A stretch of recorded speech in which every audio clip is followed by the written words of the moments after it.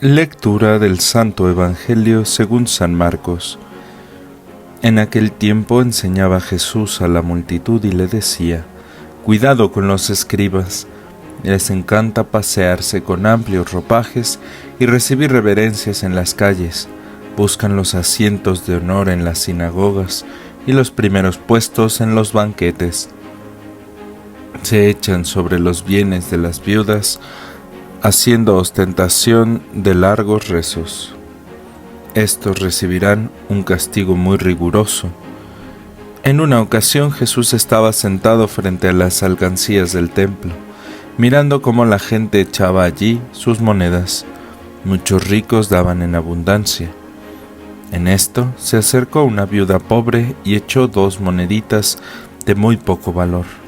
Llamando entonces a sus discípulos, Jesús les dijo: «Yo les aseguro que esa pobre viuda ha echado en la alcancía más que todos, porque los demás han echado de lo que les sobraba, pero ésta, en su pobreza, ha echado todo lo que tenía para vivir». Palabra del Señor. Queridos hermanos, nos encontramos en este domingo 32 del tiempo ordinario, y la palabra de Dios nos invita a reconocer, en primer lugar, la necesidad que tenemos de caminar en la presencia de Dios, iluminados por la palabra.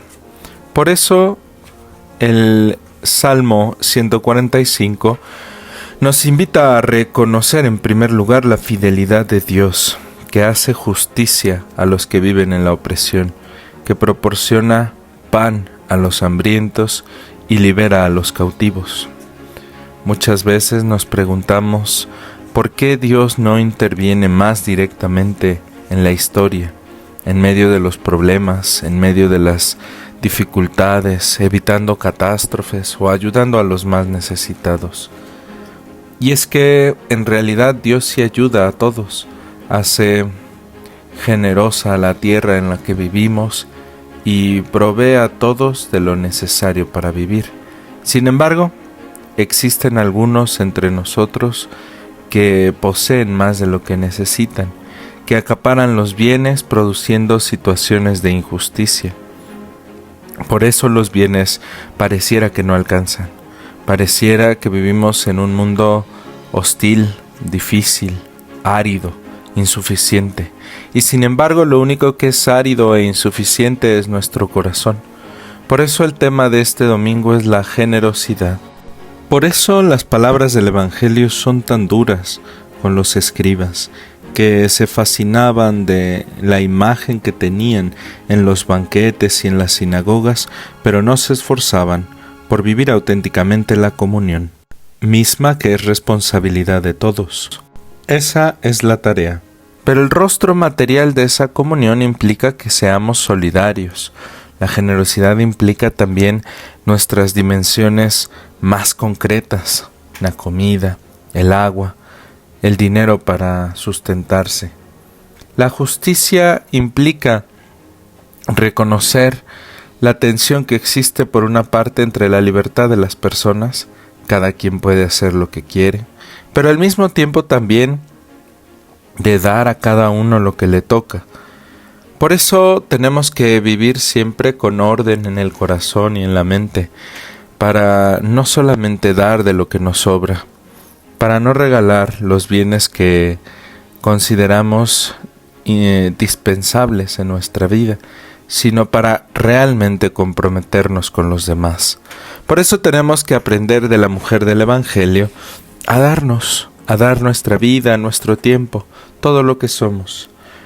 Y en función de eso, produciremos auténticos frutos de comunión. Porque el criterio del reino de Dios no es un criterio material, no es un criterio como el de las economías del mundo o el de los grandes mercados. Ni siquiera es un criterio como el nuestro. El criterio del Evangelio es un criterio del corazón, que compromete toda nuestra vida con los que más nos necesitan. Esa pobre viuda ha echado en la alcancía más que todos, precisamente porque no ha dado de lo que le sobra, sino lo ha dado todo: su tiempo, su vida, su seguridad. Y sin embargo, cuando somos así de generosos, estamos actuando a imagen misma de Cristo que se ha ofrecido, como dice la segunda lectura que hemos escuchado de la carta a los Hebreos, una vez para siempre, para quitar los pecados de todos. Cristo no entró en el santuario de la antigua alianza, dice la carta a los Hebreos, construida por mano humana, porque en la antigua alianza el sacerdote entraba cada año en el santuario para ofrecer una sangre que no era suya, en reparación por los pecados del pueblo. Cristo ha entrado una vez y para siempre en la cruz, precisamente porque a través de este signo manifiesta la destrucción del pecado con el sacrificio de sí mismo. Sacrificio entonces significa entrega. Jesús ha entregado su vida para producir un fruto de salvación, de redención, de comunión.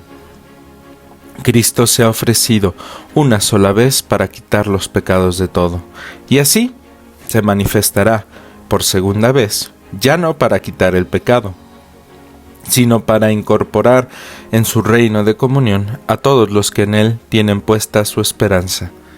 Por eso, por esa fidelidad que se manifiesta a través de la historia, podemos afirmar que Dios está con nosotros. Por eso, como Elías, hoy la palabra nos dice que no temamos, que no tengamos miedo, porque, de hecho, el Señor cuida de nosotros. En la primera lectura escuchamos un relato del pasaje del libro primero de los Reyes, en el que una viuda estaba atravesando una situación de extrema necesidad y en medio de ella viene Elías que le solicita un poco de pan. La mujer solo tiene harina, aceite y unos cuantos leños para calentarlo. Le dice que cumplirá su responsabilidad para con el profeta, hará un pan para ella, para su hijo, luego morirán. Pero la voz de Dios resuena a través de Elías, que le dice: no temas, prepáralo, haz uno también para mí, después para ti y para tu hijo, y la tinaja de harina no se vaciará. La vasija de aceite no se agotará hasta el día en que el Señor envíe la lluvia sobre la tierra. Entonces la mujer hizo lo que el profeta le había dicho. Comieron él, ella y el niño. Y así se cumplió la palabra del Señor que se manifestó a través de Elías. No se agotó ni la harina ni la vasija del aceite. Esta imagen nos presenta la providencia de Dios, que nos invita a aprovechar de los bienes que nos da y a reconocer la abundancia con la que bendice al mundo. Abundancia que tiene que ser utilizada para la construcción del reino. Por eso, dichosos aquellos pobres de espíritu, pobres en el sentido de que carecen de un espíritu de ambición, de codicia, de acaparamiento. Bienaventurados aquellos que no poseen un corazón ambicioso o altanero, sino generoso, que ama, que se ofrece, que se sacrifica, que es capaz de entregar la propia vida por la construcción de la comunión.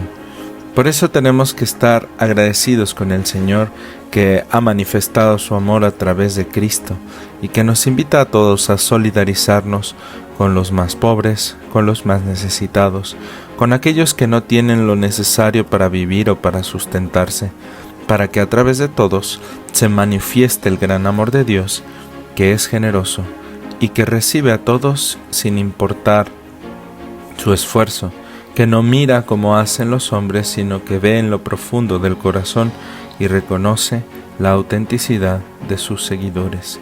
Pidámosle que nos ayude a ser más generosos, más desprendidos y auténticamente sus seguidores para transformar desde nuestro interior nuestras manos. Que así sea.